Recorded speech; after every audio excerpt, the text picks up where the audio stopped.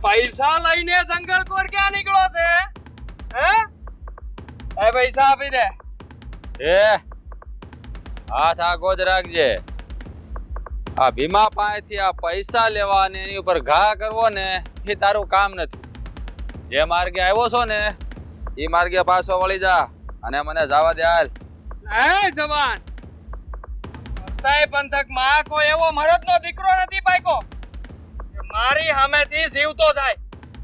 હજી છેલ્લી વાર સીધી રીતે સમજાવું છું આ રૂપિયા આપી દે ને તારો જીવ બચાવી લે નીકળી જાય અહીંથી એલા એ